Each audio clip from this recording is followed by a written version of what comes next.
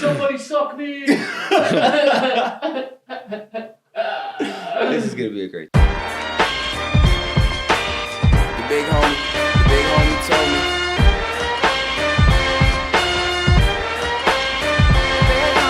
Chasing distant dreams, just like clockwork.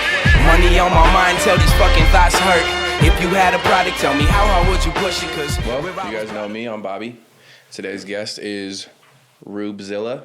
I like to call him Ruben, but only I can call him that. And my mom. Rube is a unique character in the cannabis space for me personally, because Rube is somebody that everybody knows and everyone knows his art. Rube is well known in the cannabis industry and doesn't work in the cannabis industry. So in a sense, Rube is one of the cooler people in the cannabis industry. No bud tender, no growing, no nothing like that. He's strictly there off of art and vibes. I can't recall when we first linked up, to be honest, or how we met. Obviously the art scene. Right. But when I really kind of, for me personally, was when you were started doing stuff with Dialed In. I was like, okay, that's big, that's huge. But that's kind of a little background from, how I see it. But, usually I kind of like to have people tell me, what brought you into the industry or what brought you to cannabis, because for some it's kind of complex. I got into it for pain relief after the Army, or, right. Me, it's just I smoked weed when I was 14. So my story is not crazy, For sure. Professionally, personally, your relationship with cannabis, and then we kind of go from there. Damn. Well, dude, for real, thank you for seeing me, dude. Just like that coming from you, like the way that you register that I sidecarded the cannabis industry, I haven't grown anything, and I just smoke weed, and art and vibes, really. One of one for sure. I definitely owe a large part of my success to bud tenders and growers and the glass blowers, and shout out everybody, every portion of the industry, because it's all those people who fucked with my art and right. gave me the space to even let their bosses or owners be like, all right, this is cool, let's do it. And that shit still blows my mind. I was literally just saying this the other day, at the end of my life, I made something that other people recognize and appreciate. And it doesn't matter if you make $2 or $2 billion, I don't know, you made a part of you exist. So yeah, thank you for seeing that. I mean, you're a brand for sure. And not to interrupt, but also one thing too that is always kind of, I thought was unique with you is with, the Rube heads. I don't know if they have an actual name. I call them ojitos just because it means little eyes. Okay. But those are your trademark for sure. But to the fact that so many dispensaries and shops and places specifically want that, you know what I mean? And they're not oh, well, this dispensary already has it. We don't, you know what I mean? Right. That also speaks volume too, for just kind of yourself as a brand and Well, I mean, shout out Dialed In, companies like that, like you said. I think, it was High Times was the first thing to really give me notoriety in the cannabis space. That and Dwayne, he kind of just put me in front of all the opportunities that came by. So everybody. Shout out Dwayne. Yeah, shout out Dwayne. Everybody in the the Colorado cannabis space is super different, just because I've been all around, like you said it, right? It doesn't matter if it's 30 dispos and counting in Colorado that have had me, or over 13 brands who have had me on their packaging just in Colorado. Okay. But now going back to 2019, I have shit and products released in California, in the Bay, and in Southern California. I got shit in Texas, and the weed industry, the market's not even legal out there yet. And you feel me? Yeah. So then New York, I painted the first fucking legal dispensary in Brooklyn, which is huge for me. Brooklyn was like the top of the mountain just in life and just cool shit, right? And just like I don't know, I finished that wall and I was like, damn, okay, like it's still like the Colorado market is still so different, where it's just like we are able to be all work for different brands but still be in the same room and dap each other up and like, you know, and I don't think people in the Colorado market appreciate that enough. Like, y'all think it's cutthroat, but like try going somewhere else. Like, if you can't, you know what I mean? Like, if your feelings are hurt here, you're like, I don't think you would survive anywhere else. And like, that's not me talking shit. It's just me having to get my feelings hurt. No, I think the Colorado cannabis scene, the hash scene, the community is definitely there. It's a lot of cohesiveness. There's not, I mean, there's competition, but for the most part, a lot of people, there's even brands collabing a lot now, which is something crazy to see. So I think you're absolutely right. We're all kind of moving together, but yeah, dude. So like, I don't know, just bringing it back to where you said you noticed me with Dialed In. That was like 2020. So I was already like moving and doing commercial shit like back in 2018. So by the time I had linked up with Dialed In Gummies, and I was just like, yo, shoot your shot, whoever the fuck you are. Like, I hit up my favorite potato chip company this past week, and they got back to me. I was like, what? I've been eating this since the bodega days. And one day it was on my homie Andre's couch. What's up, Andre? And we were high as shit. And I messaged the Dialed In page, and I didn't know it was Jason, the inventor. What's up, Jason? Yeah, and he just got back to me. We set up a meeting, and then like went to lunch. Him and Max spilled water all over my J's and pants. I had to sit there at El Noa right there on Santa Fe, just like in wet pants. And they were like, how much for this art? And I'm like, $12,000. So they couldn't say no because my pants were wet. Like, I'm fucking with you. But yeah, they paid me nice. Super nice. It was cool. They took care of me for years. It was the first time I was able to do like an artist residency program with a commercial brand that like cut me a check to take care of my shit. That way I could like focus on artistry and just like not just for them. Be an artist. Yeah. So like I think Dialed In Gummies was the only company I knew at the time, if still have ever done some shit like that. Just like gave someone a stipend. And that was cool. So like it put me across folks like you. So from there, were you seeing brands starting to reach out to you from that? Were you kind of using that as a stepping stool, or a little bit of both? Or I was. How did it spin into just so many different collaborations? Well, before I even hit Dialed In Gummies, that was one of the things. Like one of the things that was attractive to them about me was like I was already working with like Eureka. I've been working with them since like 2019. I had dropped the High Times coloring book in 2019, so like.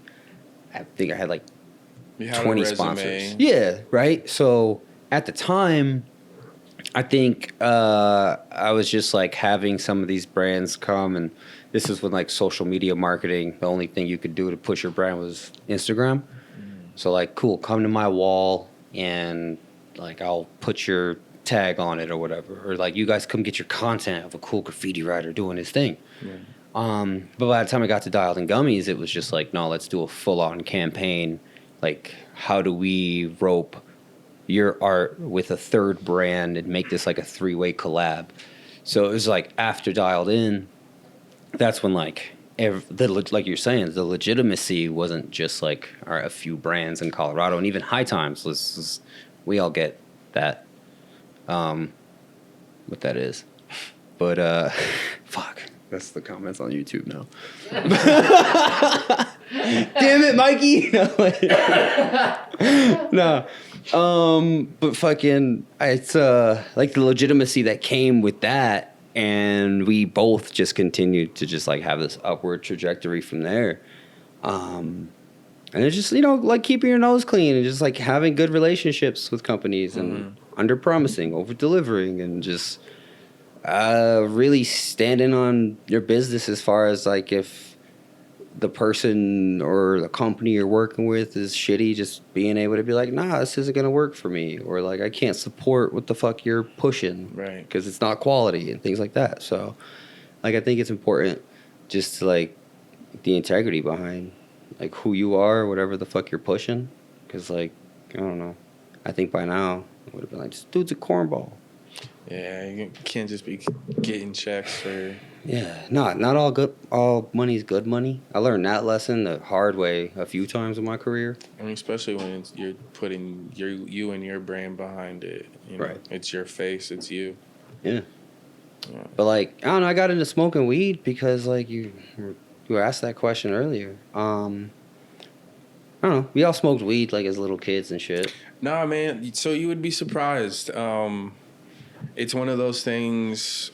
I had always thought like most people start in middle school or maybe even high school. But even a guy I was talking to today, he was like, I didn't start smoking weed till I was old. I was like 29. All right, yeah. So kind of like my story. So some of us, it was because, I smoked when I was 13 because we were being rebellious. And there's a snowstorm. My dude, James, this kid I grew up across the street from, he like came over with a joint. It was like, let's smoke some weed. It was October storm. So I like hit some weed, giggled a little bit. Really didn't think about anything much from there. Then I want to say like the next summer, I like worked with some dudes who we'd like hit a bowl in his car. And then I don't know, I really didn't smoke weed. I played college basketball, went to the military. Okay, so see, that's what I'm saying. That's uniquely different than like myself. Like when I smoked, it never stopped until a few times I've had probation. Yeah, like my view on weed too for a long time, because like I was like, damn, because like I didn't see it for like coming where I was from and like watching, you got like systemic bullshit in your family, whatever. So for me, stigmas behind it. Yeah, like I just was always like, all right, well, if I get caught with weed, I'm gonna go to jail, or whatever the fuck that happened to my family's gonna happen to me, yada yada. So and then, tried as a teenager. Yeah. So then my homie who does the majority of my tattoos is like one of my very best friends. His name's Rob. Oh, Robs are good dudes, bro. I know 3 good Robs at least. That sounds like a movie. 3 good Robs. That's crazy. One's got long hair, one's bald, and one's blonde. It's one of those movies where you see their day from morning to night, and it's all this crazy shit, and they all kind of end up in the same situation. They all tie in at the end. It's called 3 Good Robs. My homie said Pritchard shout out on the internet is crazy. Just my homie Andre I was telling you about earlier. He's just saying that the dude who put me on weed the first time is just it's an interesting cat. But yeah, after I got out of the military, I would fly out like my tattoo artist out here, and he like would leave his joints with me, and it was like I was getting out, I was like smoking, like hitting bong rips with my little cousins and shit. Okay, well, so let's actually go there because that's also, that's interesting too. I did know you were in the military. Let's talk about a little bit about that. Where did you serve? How long? How old were you? Oh man, what were your thoughts on that? Thank you for your service. Yeah,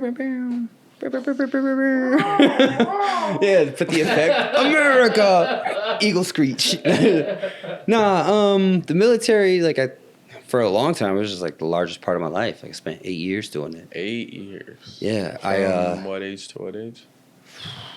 From the age of 20 to literally 28 years old. Jeez.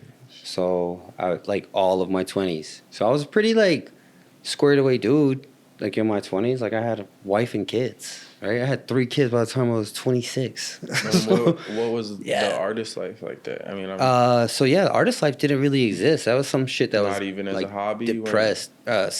As a kid, like I would draw and shit. I almost wasn't able to graduate high school, like walk across the stage because I did mad graffiti on the lockers. Dumb shit, but I didn't like do art. You know what I mean? So when you were in the military, there was no... Nah, bro, I was writing raps, B. I was getting my bars up. As RUBEZILLA? Nope, not even as... honestly, you know how every rapper's got like 30 names? RUBEZILLA was one of those.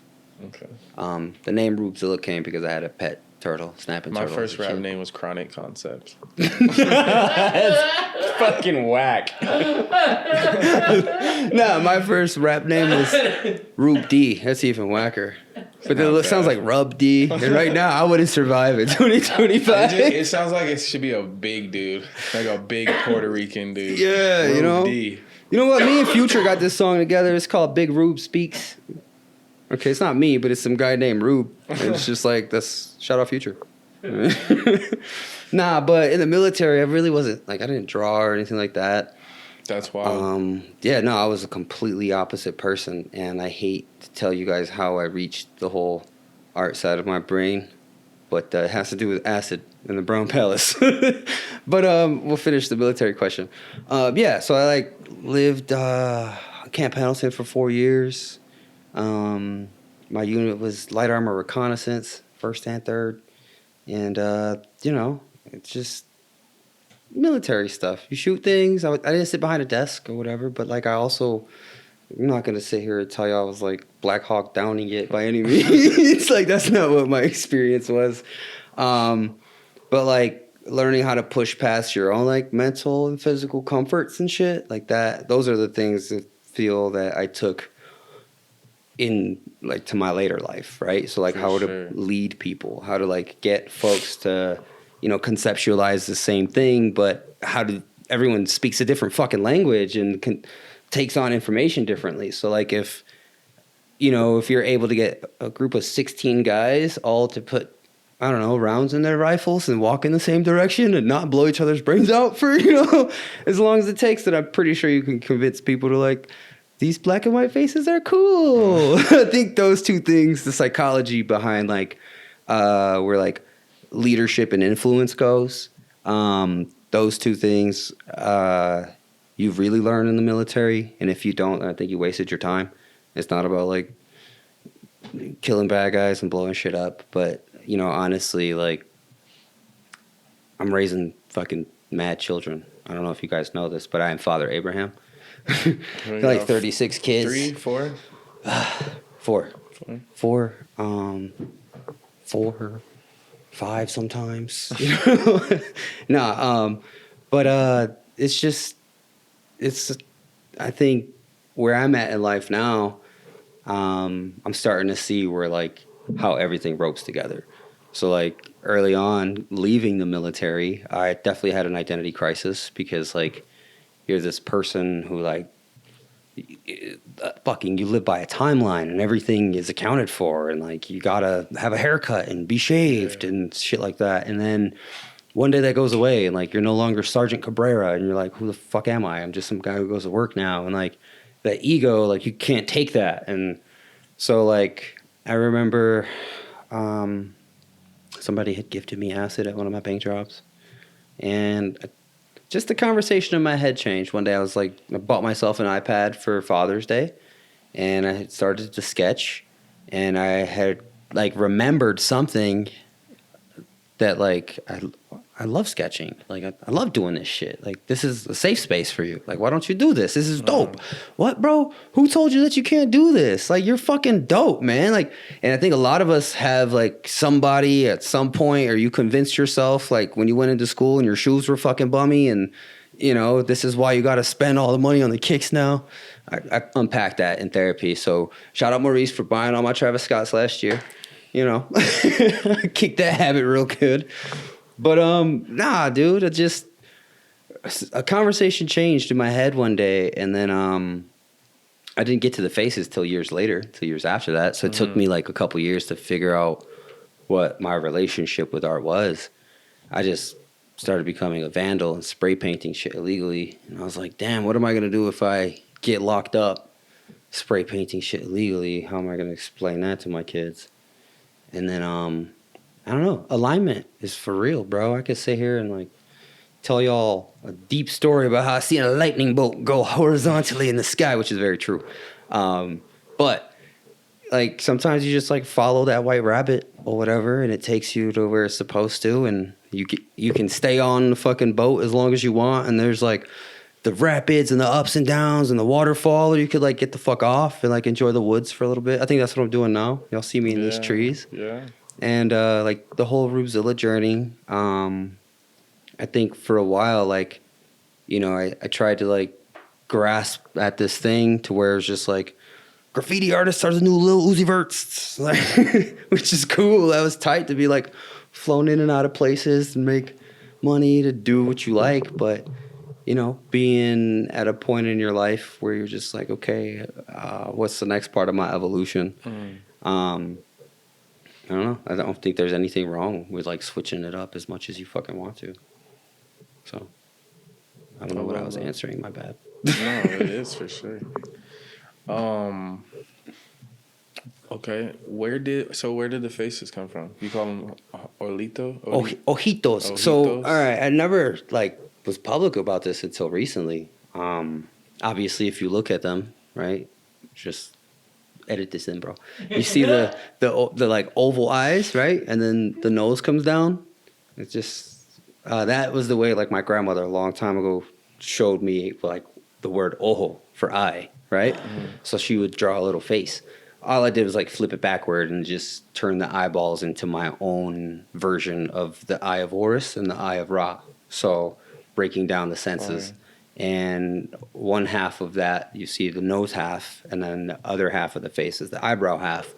Those are to represent the masculine energy and the female energy that we all have like in our brains, right? So like early on in my artwork, my faces were very blocky, right? They were very, and then only was like the eyes and the nose that was kind of like round and stuff.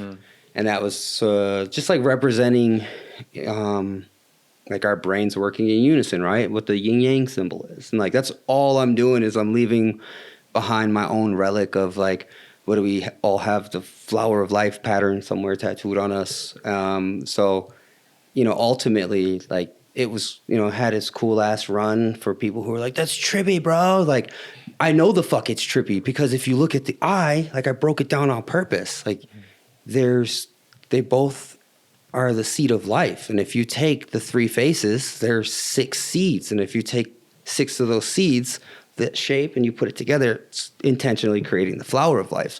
So when you're walking past my work, whether you know it or not, it's already ingrained in your consciousness. And like, that was like the trick I hid in that shit a long time ago. And when I decided these rules in that face, I was like grieving something incredible. I had, rest in peace, I watched this guy take his life. I tell this story a lot, but rather than like going home and sitting with it, like I fucking processed it by like putting rules into these faces that I was like drawing maybe like a few days prior, and like trying to like stamp out everything that I had like witnessed. I was just like pulling in all of like these lessons that these esoteric things. Shout out Mac Miller, because when he said Rick Rubin taught me transcendental meditation, when I had heard that from faces, that was like the first time I had like started to Google what that shit was. So like all of this stuff that I had put into like the faces was shit that like I was already learning, and like looking up Lemuria and Atlantis and like where like our souls had seeded from and shit like that. So I had to like stop making art though, because I got so far away from that. Like I just started to overproduce for other people and what they wanted. And it was like weed company after packaging and this and that and the third. And it was like, oh, RUBEZILLA, your shit's trippy. And it's like, damn, I'm like really not putting the intention into what I'm creating. And then that started to like reflect into other areas of my life. Like I was just like overindulging in the vices and shit. And just like my relationships and personal relationships, like those weren't well, like, you know. So, you know, taking a step away from everything for a moment to sort of really iron all that shit out and sit with your ugly. And like, I feel really good to walk into any room because like, say what you need to, bro. Because like I've sat with it all. And I feel like if we can all do that, not saying I'm this fucking messiah, but like I have to remind myself like that's what you have to do. Is this moment uncomfortable? Fucking like wipe that shit out of your ass crack, bro. Keep it moving. No, I've noticed the last 6 months or so, you've been on like a reset. You've stepped away from kind of the cannabis scene, the art scene.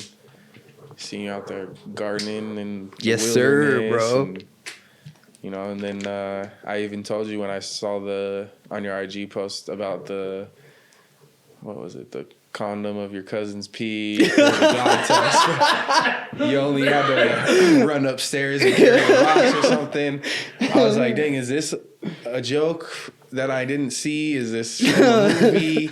You know, and then when I talked to you, like, no, man, I was being for real. And then seeing you post in there, you know, like, then, you know, you're like on a whole reset, you know, and it's cool to see too, because for, you know, a lot of people, the life you've been living and the, you know, what you've portrayed and what you've been is like what everybody strives to be and want. And here you are, like, finding peace, you know, resetting and, you know, finding joy and whatnot in this job, you know, and that's been cool to see, because it's like it's like backwards from like what, you know, most people are working a 9 to 5 and they're like, I want to be an artist, I want all my stuff with these brands, I want to do this or that, or you know what I mean? And so it's cool for, you know, someone who's had that and to, like, you know, see and recognize, like, you know, that's not the what's the expression, something about the glamour isn't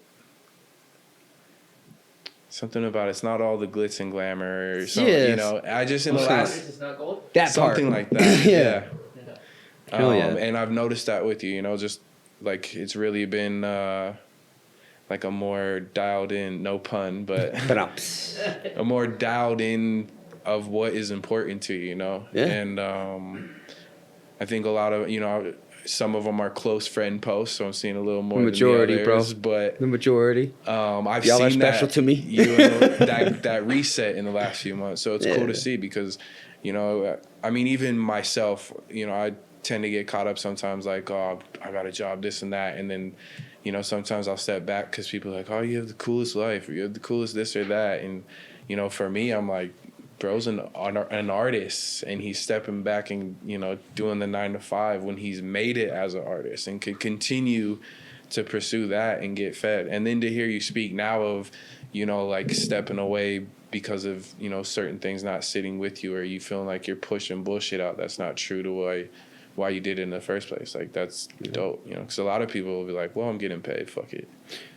You guys want me to fucking make pink unicorns for y'all? Fuck it, I'm getting paid. So that also speaks to you being a true, you know, an artist. Appreciate you, bro. So, I mean, that's been dope to see for sure. Yeah, but trees, bro. That's my new passion, dog. Seems like trees has always been a passion. Well, no, I honestly, dude, that, like you said, just hitting that master reset. I don't think there's anything wrong with gracefully bowing out or just giving yourself a moment to pause. You know, it's not even bowing out, too, because, like, what did you say? Evolve, you know, we're all evolve. Pokemon, like, you know? For me, nothing's gonna stop me from, like, picking up a fucking oil brush, and who knows, when I'm 50, I could be bored. I want to just paint John Deere tractors. Right. I don't know why, but, like, I don't want to. It's not but, like, anything, right? Art is, you know, I realize, like, my relationship with art is important as, like, just like anything else, right? Your relationship with, like, your faith and who you are, your relationship with your heritage and your family. Mm-hmm. So, like, being able to redefine that was important. But then, like, I had to figure out, like, okay, well, I'm not fucking RUBEZILLA. Like, duh, we've known that. My kids remind me of that. They, like, there's this joke. RUBEZILLA. It comes with they make fun of me. Because sometimes, like, we'll just be at Costco or, like, in Vegas. And, like, I've learned early on that, like, I'm not trying to, like, be these, like, I don't know. Just like, what? I'm not trying to be anything other than just me, my fucking kid's dad or whatever. So, like, for me to try to, like, portray this thing, that's another thing where, like, I feel like there's a lot of performative shit that goes into art. Oh, now I'm going to get spicy. There's just, like, yeah, if you make art, like, cool. If you're sharing a piece of your soul with your audience, I find that beautiful. There are certain artists who do that. Like, yo, look, it's fucking 3 o'clock in the morning, and, like, I had to get this shit out. Bada bow, this is great. But then they're like I'm gonna go ahead and just come with me as we paint in the library, and this is a purple circle, and I'm like, for me, I couldn't do that. And, like, if you can and that pays your bills, go for it. Like, I'm not knocking you, but like, it's something that's not authentic to myself. You feel me? And if that's like your level of authenticity, then that's your truth. And like, great. But when like being an artist meant that like I had to perform for like an algorithm, I was like, yo, fuck this. I'm not even gonna put art out there. Like, y'all know me. Y'all know who did that. That's fine. But like you're saying, like there's nothing wrong with just like taking a moment to breathe and pause and reset and just seeing like, okay, well, I'm gonna evolve from here. If like, let's say this thing is no longer serving me and I'm able to like cut that dead branch. Now there's less energy going into there, and the rest of like my branches and my roots and bark are, you know, putting energy to where it is being best served or most fruitful and things like that. So I don't know. I appreciate the fact that you get it.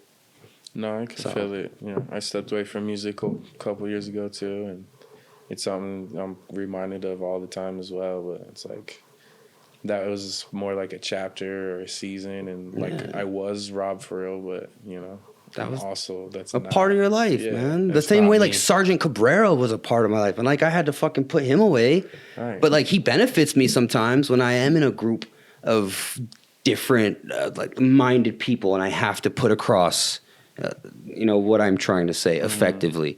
Or when I have to get in my kids' asses and scare them real quick. Yell at your kids. It's okay to yell at your kids, man.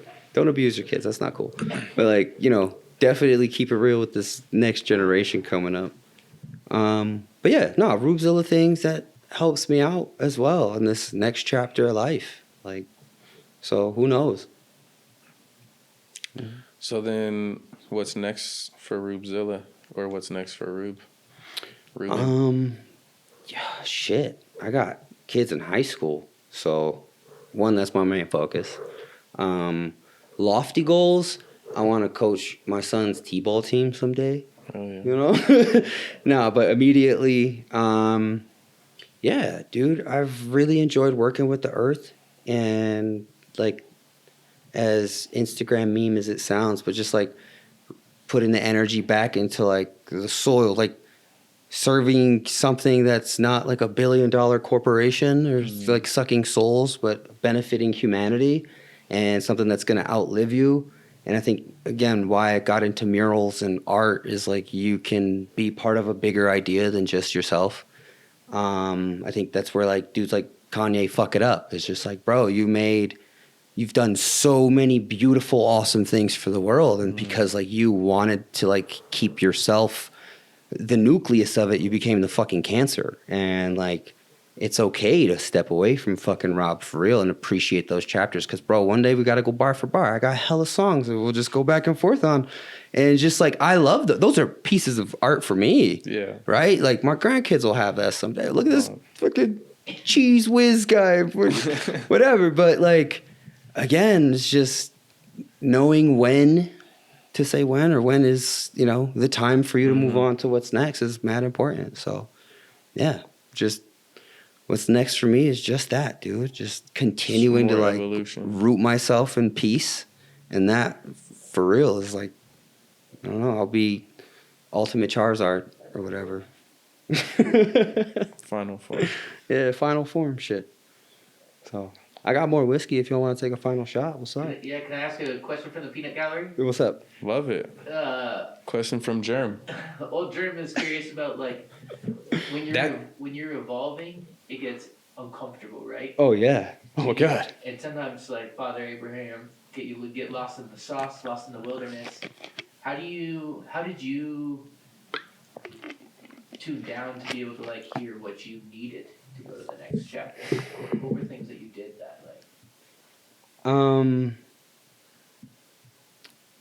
It's gonna sound shitty, but like isolation is real. Like people think like, oh no, lean on the people around you. Like I'm a person. Maybe it's because I'm a Scorpio or whatever the fucking Instagram girls tell you, the horoscope girls, excuse me, say. But like, for me, just like having to sit with like, damn, I got a phone call coming in. My bad, y'all. But like actually sitting with those thoughts, in isolation or just like being honest with yourself. And honesty doesn't mean you have to be fucking hard on yourself and tell you that like, oh, you fucked this up. But like honesty in the sense we're just like, hey, it's okay that you fucked this up. And I think giving myself space away from demands and expectation is probably the best medicine that anyone could give themselves. And like to other people, it sounds and looks selfish, but I think in retrospect, those people will appreciate the time that you did take to like sit with your ugly and darkness, because now you're able to not only understand your perspective and why you move the way you move, but now you're able to understand like how that person was affected, even though you think like, this is my life and this is what the fuck I'm doing. But like now you get like how backing out your car in King Super is hitting someone else's shit really can, you know, go a lot further. So yeah, I don't know. I appreciate you asking me that shit. Isolation is good. I mean, I don't think you're going to reach. It is. I don't think you're going to reach what he's talking about, or, you know, you're not going to be able to sit with anything if you don't isolate. Yeah, no, because all you have is other people's thoughts. Be alone. And right. I'm like, hey, this is a big reason why you're not facing anything, because you aren't sitting with your thoughts, because you are constantly surrounded by somebody to keep you from. Yeah, dude. Somebody's going to. But yeah, too much isolation is. You gotta know when to turn off the thoughts, because they're not for sure. you. And like everything's moderation. That's why, you know, the whole whiskey shot thing, it's like wonderful. But like moderation also. Like maybe I can write down a syllabus and we could just do letters someday. But like, yeah, no, isolation and just like honesty. Like those are the things that I think, because once you're able to like look at yourself, now you're able to look at whoever's across from you, and like that, like self-forgiveness is something we're never taught either. Like you're taught this. It's just like, you hurt Johnny, say sorry. Sorry, it's okay. Now you guys go play. Like, no, Johnny, sometimes it's not okay to say it's okay. You could say thank you for your apology. I'm going to remember you fucking smacked me for no reason, and I'm going to keep my head on a swivel when we're on the playground now. Like that, you know, but also like Tommy who smacked Johnny, like we got it. Like, yo, why are you doing this, bro? Let's talk about it. And like, those are the things that like, when you're 36 years old and you're like having to teach yourself like a kid on the playground again, is just, you're not going to get there if you're surrounded by people telling you what the fuck you want to hear, because they're going to score free weed off of it, or they're going to get a job off of it, or like knowing you is going to get them into the next room. Like, yeah, but then, you know, where's the honesty coming in? So, I don't know. Solid combos, boys. I do. What's up? Well, yeah, before we do this whiskey shot, I do like to ask the guests to top 3 favorite brands. Doesn't have to be in any order, 1, 2, or 3. Just favorite brands right now. Favorite brands right now? Man, okay, so before I answer this question, truthfully, I'm going to shout out some brands who 100%. blessed me in my career. Shout out Eureka. Shout out Dialed In. Offer It. Those 2 forever. Shout out to Dab and Lance, because that man, he had blessed me. I didn't pay for weed for like 6 years straight. I don't even think he realized it. But, you know, shout out those guys. Sometimes when you get put on those VIP lists for this, Snacksland was a very early supporter of my shit, so shout out Snacksland. But things that like I've really been heavy on,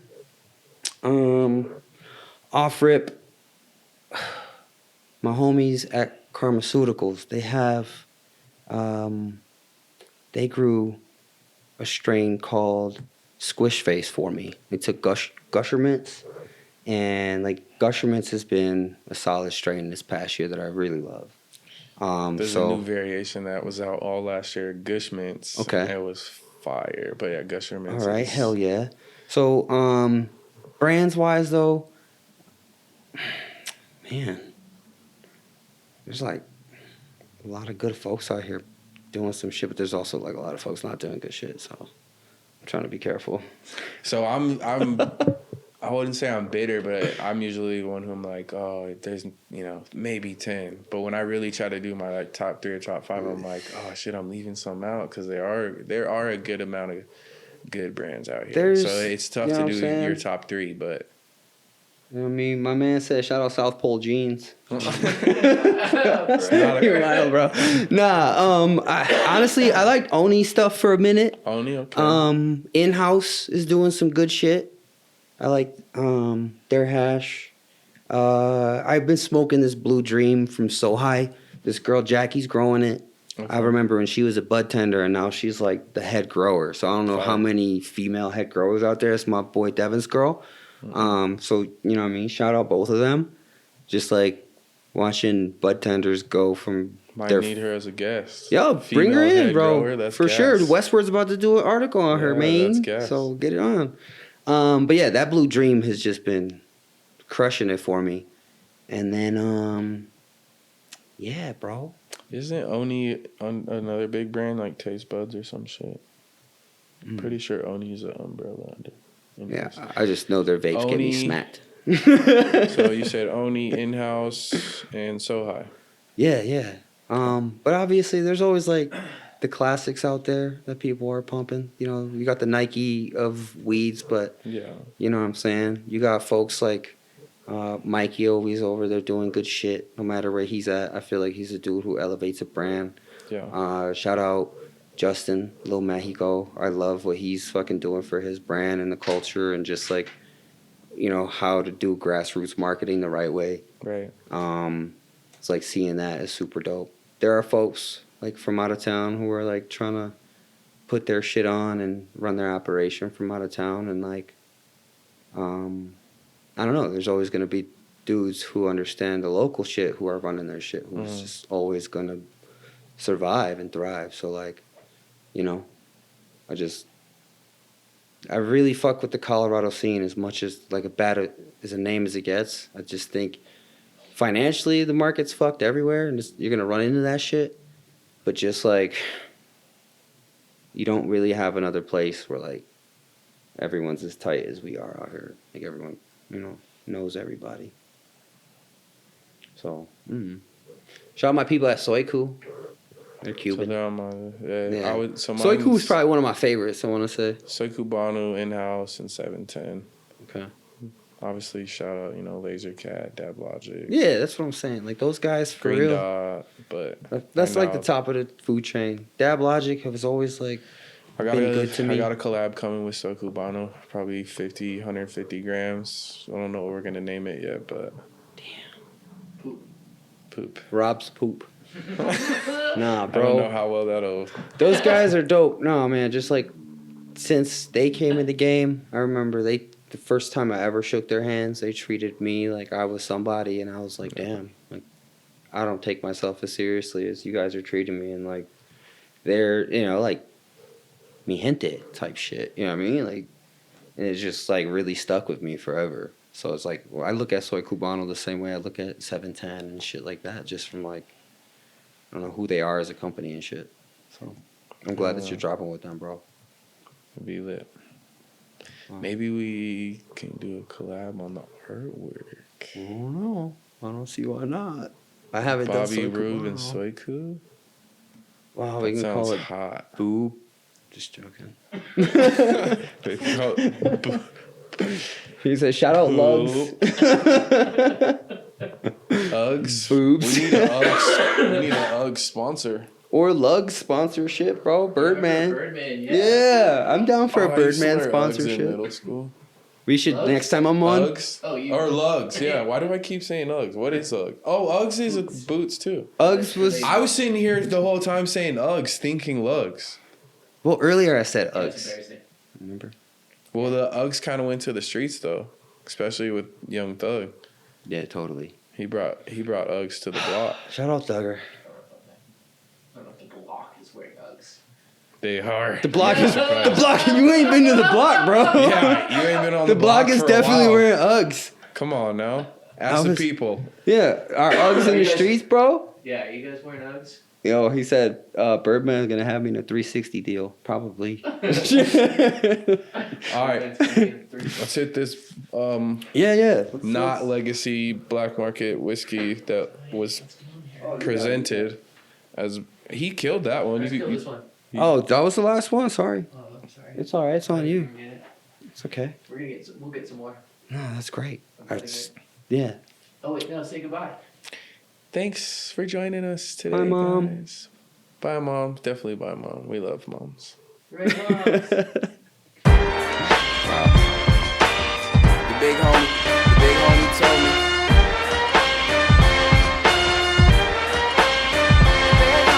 Chasing distant dreams, just like clockwork. Money on my mind, tell these fucking thoughts hurt. If you had a product, tell me how hard would you push it? Cause where I was brought up, there ain't much of that good shit.